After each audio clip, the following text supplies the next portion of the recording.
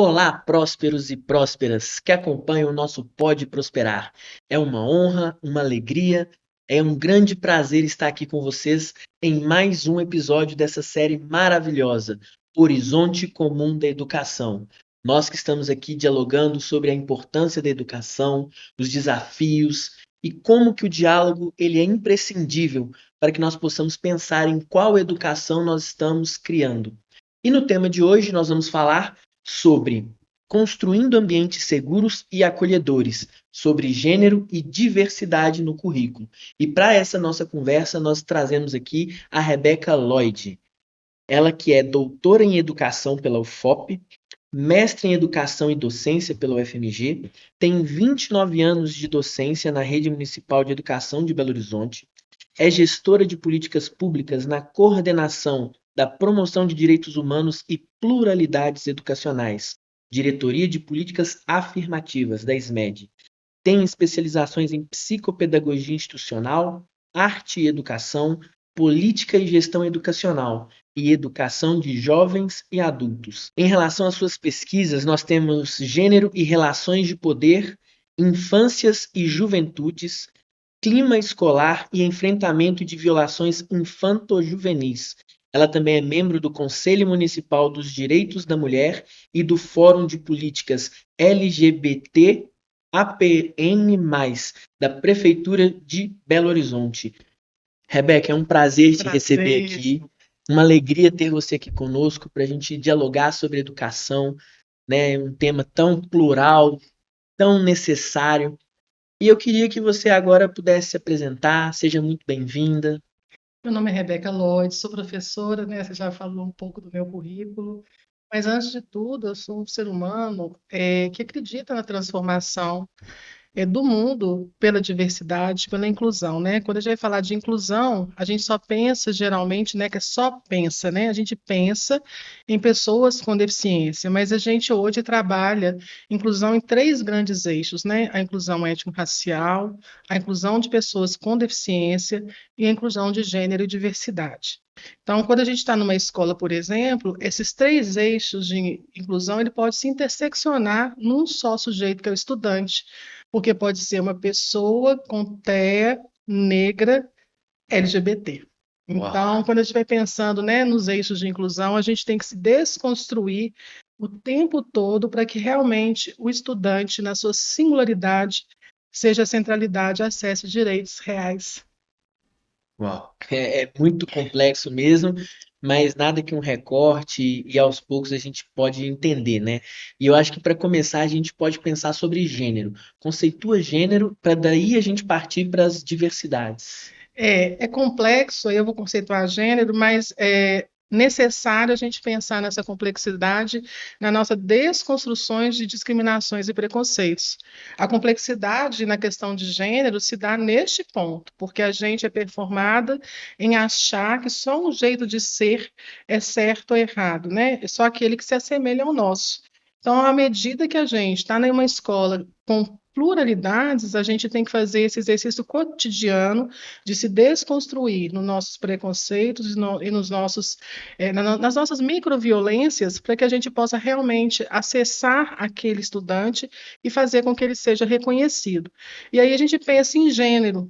Por quê? Porque gênero é uma construção social e que vai determinar certos papéis naquela sociedade e papéis que estão constantemente em disputa. Então, se a gente vai pensar gênero numa perspectiva binária, a gente tem um papel de homem e um papel de mulher cis. E aí, eu vou trabalhar a questão da transexualidade mais tarde, só para a gente pensar que, socialmente, nem sempre ser homem no século XXI foi como se performar como homem no século XI, por exemplo. Então, é uma construção social onde a gente vai determinando alguns papéis. Hoje, no século XXI, se você for pensar numa questão binária, você vai ter homem e mulher, cis e trans, que tem a ver com identidade. Agora, se você alarga a questão de gênero para a questão de orientação e diversidade, você vai ter as diversas formas de se performar no mundo com as diversas orientações sexuais, que pode ser hétero, né, que pode ser homo, que pode ser bi, né, que pode ser várias pessoas assexuais, né, que a gente tem lá do LGBTQIAPN+, pessoas intersexas, né, então a gente tem várias possibilidades de identidade e de orientação dentro de um espectro que é o espectro humano. A gente coloca as letras do quase do alfabeto inteiro porque as pessoas ainda precisam de demarcar os seus lugares para que elas possam ser reconhecidas e aceitas. Então, gênero nada mais é, né, simploriamente falando, que uma construção social de determinação de papéis, né? Mas a gente tem que pensar que os papéis podem ser plurais. Entendo. A gente está sempre construindo essa ideia do papel que as pessoas desempenham na sociedade. E quando É, fala de gênero, né, a gente acaba trazendo o homem, a mulher, qual que é o papel numa sociedade que está cada vez mais dinâmica, onde antes que a mulher só ficava em casa cuidando dos filhos, hoje ela galga espaços, né, lideranças no mercado de trabalho. Então isso é bem interessante. Ô Samuel, mas se você for pensar nessa questão, você me desculpa que eu não aguentei, te interrompi, galga, mas também trabalha 3 vezes mais. E isso tem a ver com gênero, né? No lugar do papel do cuidado que é destinado às mulheres e muitas vezes não destinado a homens. Então a gente vai trabalhar feminilidades, né, mulheridades e masculinidades. Então, dentro da performance que a gente tem de papel, a gente via muita mulher cuidando dentro de casa dos filhos, da prole, e os homens saindo para trabalhar. Quando tem o advento da Segunda Guerra Mundial, a mulher precisou de sair para trabalhar, porém sem os mesmos direitos que os homens. Então, nesse sentido, mais uma vez, vem uma sobrecarga sobre essa mulher, onde ela teve que ter vários papéis em uma só mulher, e a gente vê muitas mulheres cansadas, né? Por quê? Porque ela tem que cuidar do filho, ela tem que dar conta do casamento, ela tem que ser bonita, ela tem que cuidar da carreira, ela tem que tanta coisa É. que às vezes a essencialidade desta pessoa no campo de gênero é que menos é vista, né? Verdade. E isso nos traz aquele debate, né? É importante trazer isso à tona, porque são poucos veículos, né? É pouco veiculado esse tanto de opções que a mulher tem, esse tanto de cobranças que ela tem. E isso vai ser muito interessante da gente conversar. Mas incluindo nisso, como que isso dialoga com o currículo escolar? É isso que eu ia falar agora. Isso dialoga com o currículo escolar porque isso é aprendido, né? Os papéis sociais, eles são aprendidos e eles também são estigmatizados. Então, esta mulher que é plural no cansaço de tantos papéis que ela tem que agregar, é aprendido também nas escolas pelas meninas, pelos exemplos, tanto das suas mães, tias, avós, das suas configurações familiares, também como as professoras. Então, quando a gente vai falar de currículo, a gente tem um currículo que é o currículo oculto, um currículo não visto, mas que ele é muito forte no determinismo para as meninas, né? Pensando em gênero, neste lugar binário que eu acabei de falar. Então, a gente vai pensar, por exemplo, no currículo escolar, onde que as meninas podem brincar? Em que as meninas, por exemplo, da educação infantil são incentivadas? Então, se dentro de uma sala de educação infantil as meninas só são incentivadas em papéis de cuidar da casinha, de cuidar do bebê, né? Aí, entende que a gente está reforçando um papel que geralmente ela vai externalizar quando ela estiver maior? E os meninos são incentivados aonde? Em matérias, em brincadeiras, né? Desculpa, que vão lidar com o corpo. Então, ele vai trabalhar, ele vai correr, ele vai desmontar o carrinho, ele vai ter o kit lá de montar e desmontar. Então, esse menino, com certeza, vai ter as suas capacidades lógico-matemáticas mais desenvolvidas, porque na operacionalização do concreto das brincadeiras, desde pequenininho a ele foi dado esse acesso. Enquanto as meninas, geralmente, ainda em muitas escolas, estão no acesso de brincadeiras repetitivas que não as desafiam. Então, aí, quando a gente vai ver, por exemplo, o PISA, né, que hoje ainda é um indicador de matemática e um indicador que a gente vai lidar com as questões das exatas, as meninas estão lá embaixo. Mas será porque as meninas são piores? Ou porque as meninas são menos estimuladas desde a educação infantil nas brincadeiras que têm a ver com gênero e que vão confluir nos acessos matemáticos e que vão confluir nas áreas de exata, onde a gente hoje não consegue, por exemplo, na Google, né? Ter o quadro completo de meninas pesquisadoras e nem nas universidades.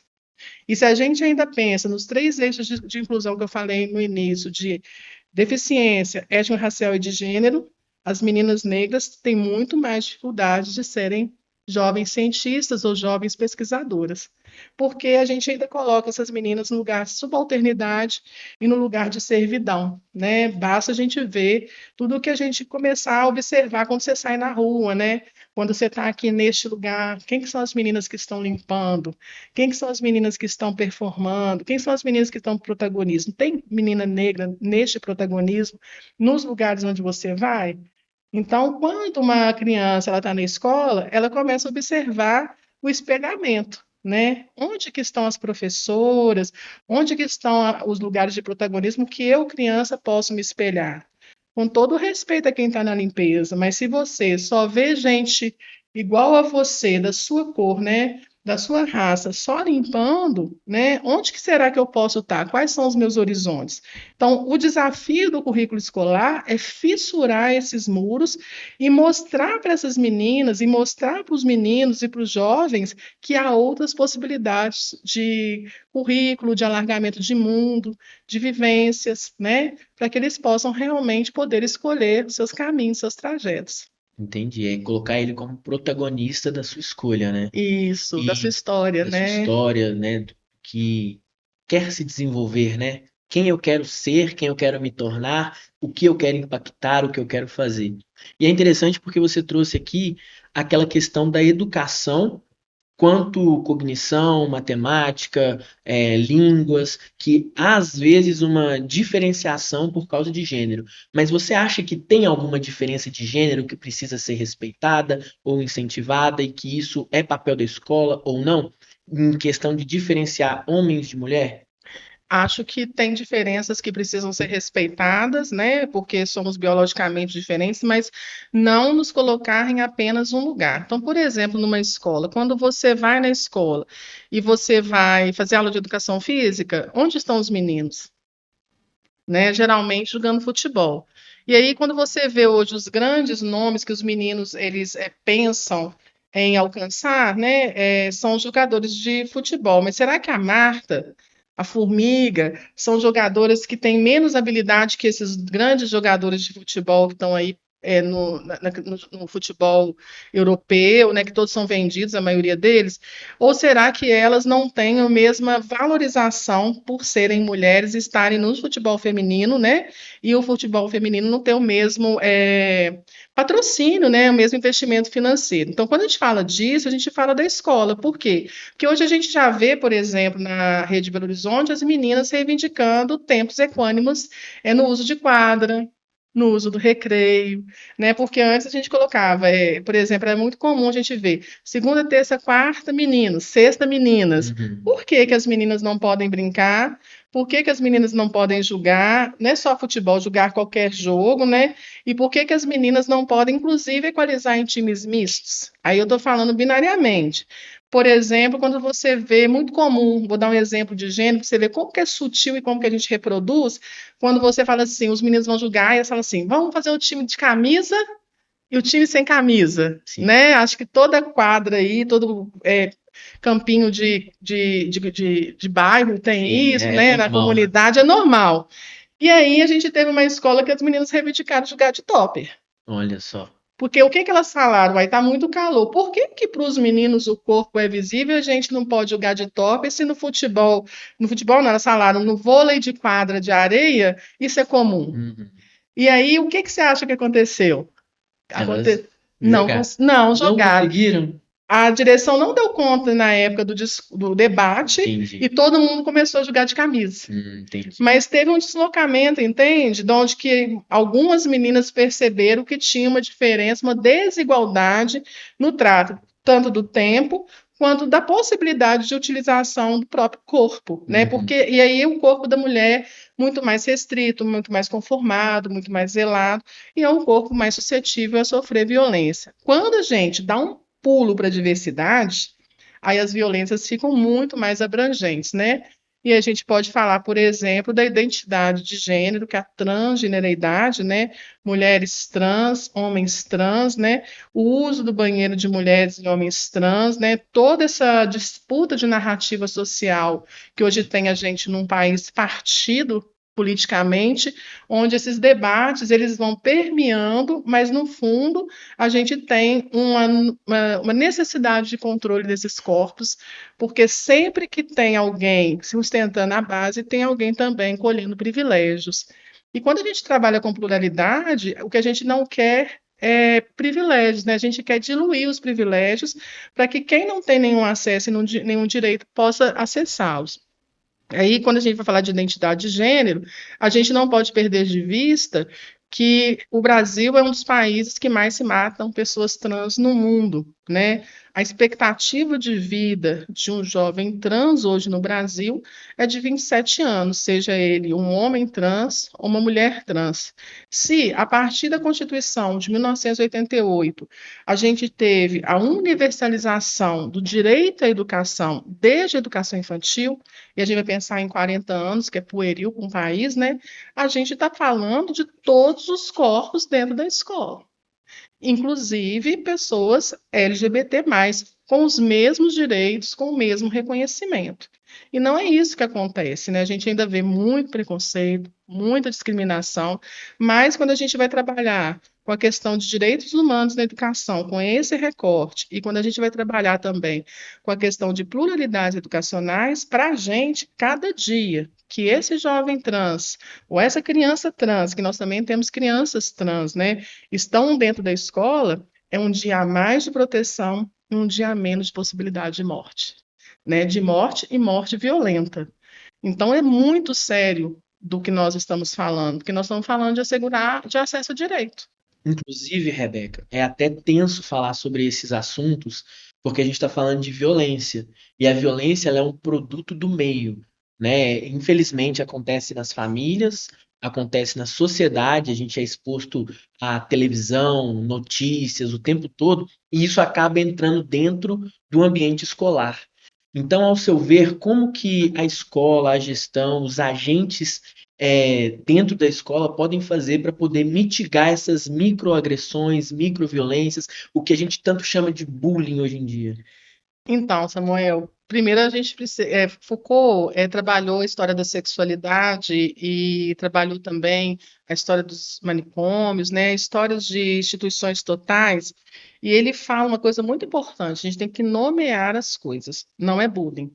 Né? Quando a gente vai falar de diversidade sexual, a gente vai falar de transfobia e homofobia, que são crimes que se equiparam a racismo, crimes. E o que você falou aí não é culpa sua, né? Porque hoje em dia, no Brasil, bullying virou um guarda-chuva para várias violências, né? E aí a gente tem que pensar nesta violência com um espectro bem recortado, porque ela tem punições. Mas quando a gente vai pensar na escola, a escola é um recorte de tecido social, né? Um recorte micro. Então, tudo que acontece na sociedade vai acontecer dentro de uma escola, porque nós somos profissionais, né, diversos na escola, com famílias diversas, com sujeitos diversos, né? E a escola é o único equipamento que atende todo mundo todos os dias durante 200 dias letivos, né? Então a gente tem que pensar nessa amplitude para a gente começar a entender o que seriam as microviolências. As microviolências, elas começam em lugares que a gente às vezes não está vendo. Então, por exemplo, quando a gente vai pensar em gênero e a gente vai pensar num corpo negro homossexual numa sala de aula, onde que esse corpo está sentado? Né? Se você vai pensar nessas pessoas diversas, onde elas são visíveis no material didático, nos textos, né? Nos pesquisadores que são trans, pesquisadores que são homossexuais. Eu estou falando de pesquisadores porque eu sou do campo acadêmico, mas de grandes artistas, de pessoas que estão aí com uma visibilidade bacana no mundo. Será que isso está sendo mostrado também dentro das escolas? Ou será que os estudantes veem essas pessoas como pessoas dignas a sofrerem chacotas, sofrerem piadas, né, sofrerem agressões por performarem, por serem diferentes? Então, a primeira coisa que a gente tem que pensar é como que a escola trabalha as diversas histórias dos sujeitos daquela comunidade escolar, de como é que você inclui esses sujeitos com integridade, com alteridade. né? E inclui, não é integrar, né? Porque inclusão é diferente de integrar, né? Quando uma pessoa trans, uma pessoa LGBTQIAPN+, eu falo trans, a questão da identidade de gênero, né? Ela está dentro de uma escola, porque ela acessou o direito de matrícula, ela não pode estar só integrada, ela tem que estar realmente incluída na sua singularidade. Porque, como a gente fala muito na questão da inclusão, não é só ver a festa acontecer, é chamar para dançar. Isso é inclusão. E a gente entender que aquela pessoa é uma pessoa singular e que ela não escolheu do dia para a noite ser uma pessoa trans. Identidade você não escolhe, identidade você nasce, né? Então é importante a gente saber, né, o que é uma pessoa cis, o que é uma pessoa trans, o que é uma pessoa homossexual, o que é uma pessoa não binária, esse conjunto, né, LGBTQIAPN+, tem que estar na pauta do dia para que os professores possam estudar, compreender e inserir essas pessoas de forma equânime, né, de forma legítima, dentro da escola, não é só no currículo. O currículo ele é vivo, ele é plural, né, a escola é viva. Então, essas pessoas têm que estar ali, participando do processo. Ah, mas você não tem que perguntar para a pessoa o que ela é ou deixa de ser, né? Muitas vezes a gente atende casos, por exemplo, de um menino adolescente homossexual. Aí a gestão fala assim para a gente: ah, ele até é bom aluno. Mas, uai, até é bom aluno, porque ele é homossexual, ele é até bom aluno. Então, nas falas da gente, a gente vai percebendo as microviolências, né? A gente atendeu um caso, por exemplo, de um aluno de 12 anos não alfabetizado, né? E aí chega para nós, ah, é um menino trans. Aí a gente pensa assim, tá, mas um menino, qualquer menino com 12 anos que não alfabetizou na idade certa, o que eu, enquanto professora, tenho que ficar desesperada é: ele tem 12 anos, não alfabetizou, tem alguma questão. Não é porque ele é trans ou porque ele é cis. É um menino. Então, assim, a gente tem que pensar que as pessoas colocam as questões de identidade de gênero e de orientação sexual à frente, como se isso fosse uma coisa ruim, né? Se a gente for pensar, por exemplo, na intersexualidade, que a gente vê nas escolas que a gente também atende, que antigamente a gente chamava de hermafrodita, a gente são pessoas que nascem com conformações biológicas diversas daquilo que é dentro de uma normalidade. Então, hoje a gente fala de interseccionalidade porque a gente tem 56 tipos de síndromes, vamos pensar assim, catalogadas, diversas, onde o ser humano nasce. E as pessoas não têm problema ao nascer desse ou daquele jeito. Então, o lugar da educação é onde a gente coloca qualquer pessoa, independente de quem ela seja, com respeito e integridade dentro de um ambiente escolar, sem possibilidade de sofrer violência. E para isso a gente tem que trabalhar o clima escolar, né? A gente tem que fazer pactos dentro da escola, onde a gente possa discutir, debater e não disputar territórios, onde todos e todas, né, e todes possam ocupar aquele local, aquele espaço escolar como lugar de direito, respeitando uns aos outros e tendo a possibilidade de aprendizagem, que isso que é o mais importante para nós. É, realmente. Essa possibilidade da aprendizagem é que é o fundamental. É, Não é o gênero ou a orientação que pode ser um limitador ou um impeditivo para aquela criança, aquele adolescente ter de fato o seu desenvolvimento. Porque no final das contas nós estamos falando não só de inclusão, de pertencimento, mas também de formação humana, né? E isso. tudo começa com respeito, né? Eu acho que cada vez mais em todas as áreas o respeito ele precisa ser colocado e o preconceito precisa ser eliminado, né? A gente vê aí microagressões como preconceito que, como você bem falou, são crimes. Então a gente volta, né, à premissa de que a escola tem que ser um lugar de aprendizagem. E nesse contexto, como que a gestão escolar, qual que é o papel dela para fazer esse acolhimento quando há um desvio de função, quando a criança que deveria estar aprendendo não consegue aprender porque se sente excluída? Como que funciona isso, tanto na prática quanto, né, dentro das suas pesquisas? Então, a gestão da escola, a gente pode pensar a escola como uma orquestra sinfônica, vamos pensar assim, ou filarmônica, né? Se ela for particular, né? Mas a gestão da escola é uma grande, ela é, na realidade, o regente dessa orquestra, né? Então, se a gestão não entende que ela dita, que ela vai dar o tom no caminho, a escola toda vai desafinar. Porque o papel da gestão, tanto da gestão dos dados, da gestão dos processos, da gestão dos projetos, da gestão humana das pessoas, né? Porque são gestões que dão uma gestão, né? Ela que vai determinar o tom daquilo e daquilo que ela tem que fazer diante de um crime, né? Que é diferente do que ela tem que fazer diante dessas microagressões que vão crescendo e podem se transformar num crime ou não, mas que deixam marcas nas pessoas e marcas muitas vezes para sempre. Então, o papel da gestão, ela tem um olhar bem singular e bem atento, e uma escuta também atenta para tudo que acontece no seu entorno, propondo para o corpo docente possibilidades de estudos e de muitas vezes também estudos de caso diante de uma situação dentro daquela escola. E muitas vezes também de diálogos, né, da relação família-escola sobre aquelas questões que estão tensionando dentro do ambiente escolar. Não tem jeito de uma gestão ser democrática e de uma gestão ser uma gestão de sucesso se ela não aprende a dialogar e se ela não aprende a pactuar. E pactuação, ela tem que ir o tempo todo, pactua, repactua, pactua, repactua, porque a gente vem de um país que a democracia, ela é um bebê, né? A gente está aprendendo a ser democrático, né? Então, aprender a ser democrático é aprender a dialogar, aprender a aceitar e reconhecer o diferente, aprender a pactuar e repactuar, aprender a conviver com ideias e vidas diferentes, jeitos de ser diferentes. Então, isso é um aprendizado da escola que vai reverberar a médio prazo desses estudantes que vão sair da escola para um aprendizado social, né? Uma sociedade mais equânime, uma sociedade diferente, uma sociedade que realmente acolha as pessoas e que não se conforme, não estranhe privilégios. Porque o que a gente vê hoje no país é que ninguém quer perder seus privilégios, né? Mas quando você tem muitos privilégios, você tira direitos de alguém, né? Então a gente quer que uma gestão trabalhe, né, e a gestão de governo, e a gestão das escolas, para que a gente tenha direito para todas as pessoas, né, para todos os sujeitos. E aí a gente vai realmente ter uma sociedade um pouco melhor. Com certeza.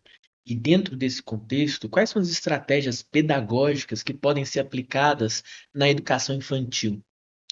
Olha, na educação infantil, a gente pode, dentro do contexto, por exemplo, binário, assegurar que as meninas tenham acesso, por exemplo, a jogos e brincadeiras que vão desenvolver o raciocínio lógico-matemático, as experiências, né? Da mesma forma que os meninos também, né? A gente pode também fazer com que os meninos tenham experiências de cuidado, né? Porque quando você tem um filho, a parentalidade não é só da mãe, né? Então, hoje, antigamente, os meninos, não vou cuidar do neném, não. Hoje a gente já vê um avanço nisso, onde os meninos possam perceber que o cuidado ele é compartilhado. E o homem também, né, o menino, ele tem que entender que ele pode sentir, que ele pode ter afeto, que ele pode chorar. E que isso não vai fazer dele menos menino, né? E aí a gente desconstrói masculinidades tóxicas, visto também que o Brasil é campeão em feminicídio, né? Que está só aumentando. Então, na educação infantil, a gente vai trabalhar com os ambientes de sala de aula mais plurais, nas atividades de letramento mais plurais, propiciando para que todas as crianças elas podem vivenciar experiências diversas, né? Não só experiências em um campo.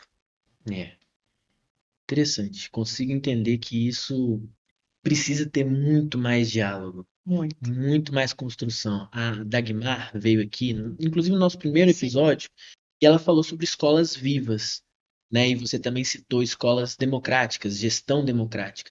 São complementares, porque não tem como você ter uma escola viva se ela não for democrática. Não tem como você falar de inclusão sem falar de pertencimento. Não tem como falar de agregar a sociedade sem relacionar com a família. E acaba também sobrando ali para os professores, que são importantíssimos nessa dinâmica que é esse organismo vivo, escola, educação. E como que você vê a importância, a necessidade da capacitação, da formação dos professores e da inclusão deles nesse processo?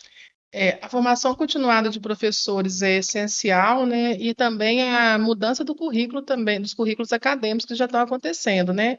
Porque, por exemplo, quem formou na década de 90, 2000, né, não tinha essas disciplinas no currículo obrigatório e a gente tinha isso muitas vezes nas optativas, né?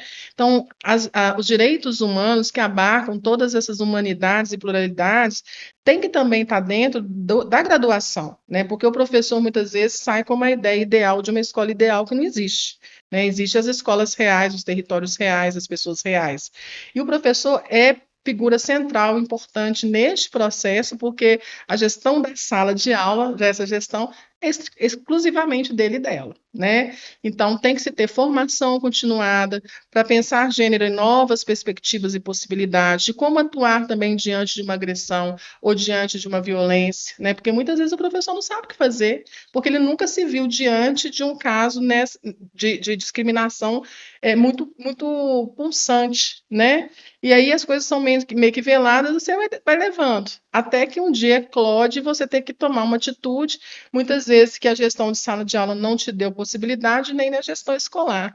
Então, o único caminho que a gente tem realmente é o estudo, é abrir a cabeça para as leituras, para os filmes, para as peças, para tudo aquilo, e para escutar as pessoas, né, em rodas de conversa, dar às juventudes dentro da escola possibilidades de fala reais, né, de escuta sem ruído, para que as pessoas possam falar de si e, a partir daí, elas dizerem de suas necessidades.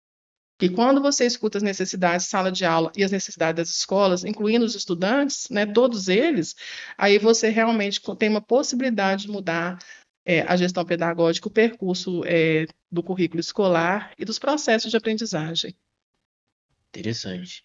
E passando um pouco, né, já que você está falando tanto sobre direitos e a legislação ela é muito importante nessa construção, quais são os principais marcos legais que sustentam essa importância de trabalhar com a diversidade e o combate à discriminação? São vários, né? Então vamos lá.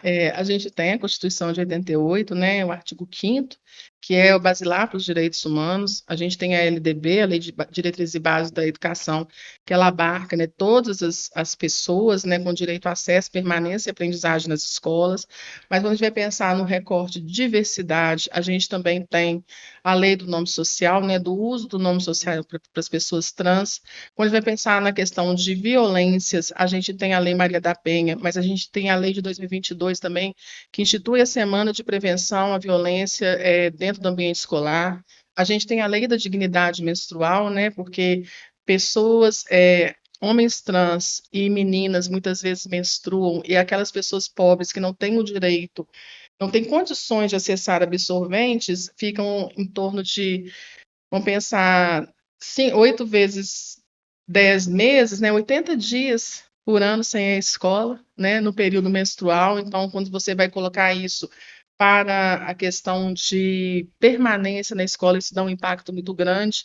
Então, a gente tem várias leis que vão incluindo as pessoas nas suas diversidades para o campo escolar, onde também que tem que haver uma disputa de orçamento sensível a gênero, para que as pessoas possam realmente estar meninas, né, que engravidam cedo, e a gente tem um trabalho para que essas crianças que nascem tenham acesso à creche ou à EMEI, né?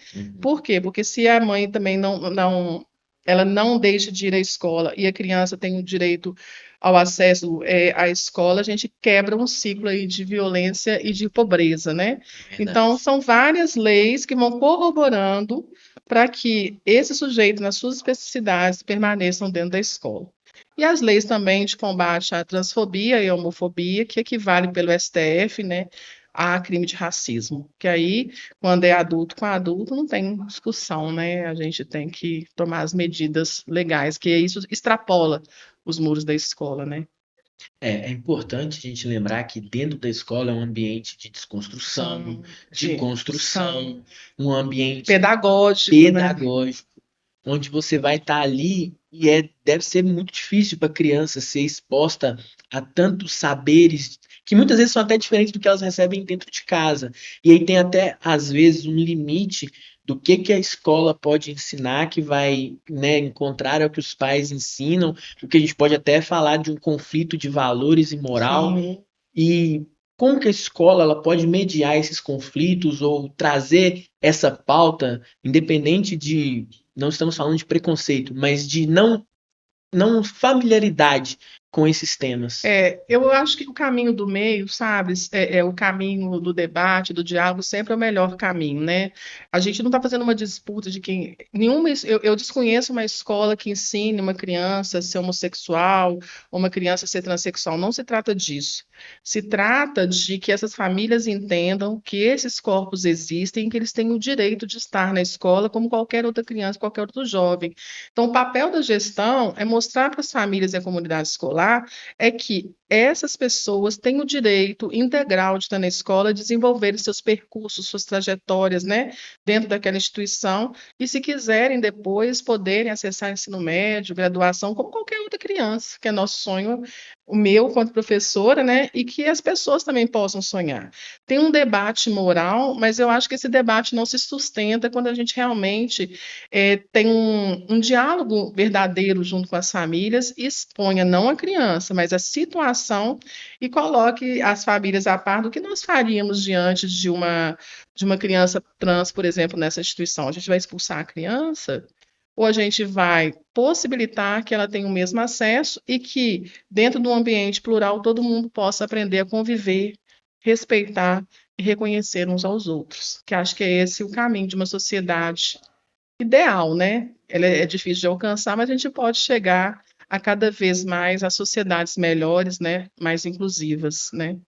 É muito interessante porque tudo acaba voltando para o diálogo, né? Sempre. Até porque, para você expor as famílias, porque é um tema novo que não foi tratado quando essas famílias estavam na escola. Sim, sim. Então é algo que realmente quebra alguns paradigmas. E as pessoas elas estigmatizam demais, elas criam dentro desses assuntos o próprio preconceito mesmo, e aí ele vem velado ou não, mas tem muito mais a ver com demonstrar que o ambiente escolar é um ambiente para que a criança aprenda a ler, escrever, tenha ali toda a sua faculdade mental desenvolvida, toda a sua cognição desenvolvida e acesso para aqueles que se sentem diferentes, para aqueles que são diferentes e que haja não polarização, seja ela política, ideológica, mas de fato uma preocupação de que todos ali, crianças e adolescentes, saiam estudados, saiam capazes, saiam protagonistas ali do seu saber, da sua formação. Isso. E além de mais, Samuel, eu queria só potencializar só um debate. A gente que é mais velho, né, a gente tem muita dificuldade de lidar com as juventudes. Então, as juventudes, elas sempre vêm inovando, com muita criatividade, com performatividade de seus grupos, né? E a gente, às vezes, tem leituras erradas, você falou aí de estigma, e a gente coloca essas pessoas em caixinhas, né, como se elas nunca mais pudessem sair dali. Né? Então a gente estigmatiza muitas pessoas. E quando você estigmatiza alguém, você dá a ela menos uma possibilidade de ser inteireza, de ser uma pessoa que tenha horizontes alargados, que tenha possibilidades e acessos. Então, se eu não dou conta do debate, pelo menos que eu não estigmatize alguém. Eu acho que eu já estou fazendo alguma coisa para um mundo menos preconceituoso.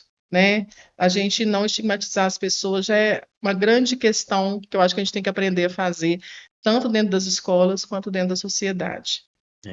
Certeza. E nesse contexto, a gente falando sobre tecnologias, como que você vê que a tecnologia pode ser uma aliada nessa questão? Se ela pode atrapalhar, se ela pode ajudar, se ela mais atrapalha que ajuda? Tudo no mundo depende do uso que se faz, né? A tecnologia ela pode ser uma aliada, visto hoje que a gente está com um marco aí, que é o ECA digital, né? O ECA, assim, é um dos estatutos mais protagonistas do mundo, né? Em direitos de criança e adolescente. Muitos países copiam o Brasil, né? Porque a gente pensa em ECA, a gente fala assim, a gente está passando a mão na cabeça de bandido. A gente, né, nessa fala aí que a gente tem como um jargão social. Mas a primeira parte do Estatuto da Criança e do Adolescente, ela é uma parte totalmente protetiva, né? Se a gente for pensar, na década de 70, a gente já havia crianças morrendo aí antes de 5 anos por ausência de pré-natal, teste do pezinho, caderneta de vacinação. Isso tudo está garantido no ECA. Então, quando a gente vai pensar também no digital e na questão da tecnologia, vai depender de como a gente usa a tecnologia. Eu vejo a tecnologia como um modelo propulsor para favorecer a aprendizagem dentro das escolas, visto que hoje todos os jovens, a maioria deles, estão conectados. Porém, também a gente tem a Deep Web, a gente tem o Discord, a gente também tem uma parte aí dessa questão da tecnologia que nós, adultos, muitas vezes não acessamos e que possam ser propulsores de grandes eventos de violência dentro da escola ou fora dela, onde a gente vê, né, a concorrência de crianças e adolescentes para cenas perversas e trágicas com animais, de automutilação, a gente vê tudo isso também no uso da tecnologia. Então, vai depender do diálogo com essas camadas, né, com essa faixa etária das juventudes e da adolescência, para que a gente faça o uso da tecnologia de uma forma interessante, de uma forma coerente, que realmente vai ajudar no processo de aprendizagem. Aí a gente volta para o diálogo A de gente novo. volta sempre para o diálogo, né? Gênero sempre vai ter diálogo. E disputa, porque é uma disputa também, porque tem perdas e ganhos, né? E acaba que, né, não é a ferramenta que é ruim ou boa, É o o uso que se faz da ferramenta. E aí né? a gente fica com essa questão de novo do respeito e de limitar as crianças, não na proibição, mas delas entenderem o mal que aquilo causa, né? Uma vez que elas ficam vulneráveis, né? Você citou aí um marco legal, né? O ECA e outros instrumentos que tentam proteger a criança de todo um ambiente que não é para ela ter acesso, mas que ao mesmo tempo existe um ambiente que a tecnologia pode dar esse acesso para ela. E a maior proteção geralmente é da família, né? Porque quem acessa e quem dá o celular, né, geralmente é a família, né? Sim. Então a gente tem não que não possa usar, mas que você use a ferramenta, né, com dispositivos também de segurança, de algum controle, para você ver onde seus filhos e filhas estão chegando, né, acessando. E aí, quando você vai pensar também na questão de diversidade, né, tem grupos na internet só de pejoração, de falar mal de pessoas LGBTQIA+, dentro das escolas, né, isso tudo a gente tem que trabalhar de forma que o reconhecimento dessas pessoas seja legítimo no espaço escolar. Com certeza. E principalmente garantir o acesso à educação, Um acesso. que é o objetivo, né, tanto desse bate-papo quanto de tudo que eu sei que tem sido construído, né, pelas políticas públicas, para dar realmente um acesso para que a gente possa ter uma população com a ideia de cidadania, mas não só a ideia, e sim a representatividade, a prática de cidadania, porque a gente fala de um Brasil que às vezes é muito amplo, é muito grande, cheio de especificidades regionais, e isso não pode ser um impeditivo, né? Isso tem que ser um confluente, né, para que a gente confluente. possa agregar. E se você puder destacar algo dentro das suas pesquisas em relação a isso, qual seria o recorte, o destaque que você faria? Olha, acabei de defender um doutorado, né, tem nem 3 meses, e assim, dentro dessa pesquisa, eu infelizmente constato que a gente é muito preconceituoso, né, porque a gente tem os dispositivos de indicar quando tem racismo e transfobia nas escolas, e muitas vezes a gestão não indica isso.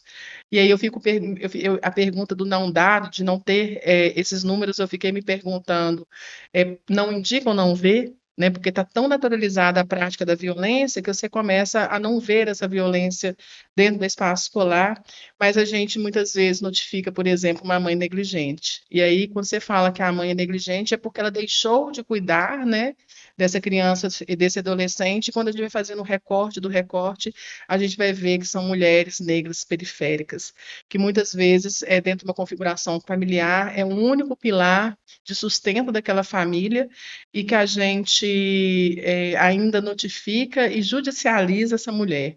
Então, eu vou assim dizer de um caso que eu acompanhei, que eu sempre falo nas formações de professores, que numa escola, né, notificaram uma criança porque ela estava chegando muito suja, e aí essa mãe era negligente. Então, quando a gente foi olhar o caso, sabe, Samuel, o que que a gente percebeu é que a mãe, ela tinha trajetória de vida nas ruas. Vulgarmente a gente fala uma moradora de rua, mas a criança estava matriculada. E todos os dias a criança ia. E aí eu posso falar que aquela mãe não cuidava? Se ela mandava todo dia para a escola, ou ela não tinha acessos do cuidado que eu acho que a criança deveria ter, de dignidade. E aí, quando a gente chama essa mãe, ela vai e fala assim: mas é aqui que ele toma banho. É aqui que ele alimenta, por isso que eu mando. E aí você vai ver uma história de violência, uma história de desproteção, uma história de abandono, né? Obviamente que a gente cuidou, e aí a gente fala assim, então tem que encaminhar para um abrigo, mas só quem já acessou um abrigo adulto é que sabe o que que acontece ali naquele lugar. E às vezes não é desejo da pessoa estar ali, com todo respeito, essa possibilidade de acolhimento. Uhum. Mas para aquela mãe com uma menininha, ela enxergava que não era o lugar, né? Mas todos os dias ela levava, né? Ela levava a criança para a escola. Por que eu estou falando disso? Porque a gente tende a estigmatizar e falar assim: não, essa pessoa não cuida, essa pessoa não gosta da criança, vamos tirar a criança dela e vamos fazer o que é melhor para a criança sob a minha perspectiva. Então, será que é isso mesmo? Ou será que a gente não está criminalizando a pobreza? Mais uma vez, né? E aí eu vejo mais uma vez a importância da escola como esse agente social, de entender os ambientes, de entender as particularidades e, de alguma forma, dar ali um primeiro atendimento, uma primeira assistência, um direcionamento. E foi muito bom tê-la aqui conosco, Nossa, foi uma honra, um prazer, o uma prazer foi alegria. meu. E pode ter certeza que, tendo a oportunidade, a gente já faz o convite para Voltaremos. você voltar. E eu gosto sempre de deixar no final uma indicação de livro, ou filme, ou alguma pesquisa, série. Você pode ficar à vontade falando pra gente É, algo que não é tanta coisa. fala sobre esse tema. Então, livro, vou indicar dois. Eu acho que quem é pesquisador, quem é professor e gosta de ler, devia ler a História da Sexualidade de Foucault, porque mesmo sendo um homem branco, muita gente vai discutir isso. Eu acho que ele tem um legado de pesquisa que vai mostrar essa história da sexualidade e nos faz sair do lugar e perceber as pessoas de forma diferente. Indico também Discurso de Ódio de Judith Butler, né? Tem muito a ver com tudo que a gente debateu aqui, né? Desses discursos de ódio que eles são proferidos e é uma narrativa que ela é inventada com um desejo e um campo aí do político para poder determinados corpos serem excluídos. Então, acho que é uma questão para a gente pensar. Quem gosta de gênero, eu até indiquei no meu LinkedIn ontem e no Instagram um filme interessante, que é a Garota Dinamarquesa, que vai tratar essa questão da identidade de gênero de uma forma muito sensível. E eu não vou dar spoiler do filme, porque senão não fica legal, né? E teve uma série aí da Netflix, quem gosta de trabalhar com as questões de adolescência, e que a gente não discutiu aqui, que talvez seja tema para um próximo podcast, né? Que é o discurso Red Pill, dos meninos que não se sentem inseridos e que eles têm um ódio às meninas, que é aquela série Adolescência, que eu acho que vale a pena ver. E como que às vezes as famílias não entendem o que está acontecendo com os filhos e só entendem depois que já aconteceu uma tragédia, né? Que é tudo que a gente não quer. Então, eu Exatamente. fico essas dicas aí. E aí, quem tiver no YouTube, dá dica para nós também, né, Samuel? Maravilha, com certeza. E chegamos ao fim de mais um episódio. Prósperos e prósperas que nos acompanharam até aqui. Faço o convite, sigam o nosso Instagram, sigam o nosso YouTube, façam parte dessa conexão, dessa rede que nós estamos construindo aqui, para que a gente possa debater educação e falar de tantos outros assuntos importantes. Sigam, comentem, compartilhem, vamos fazer essa mensagem chegar a outras pessoas. E lembrem-se sempre, todos nós podemos prosperar.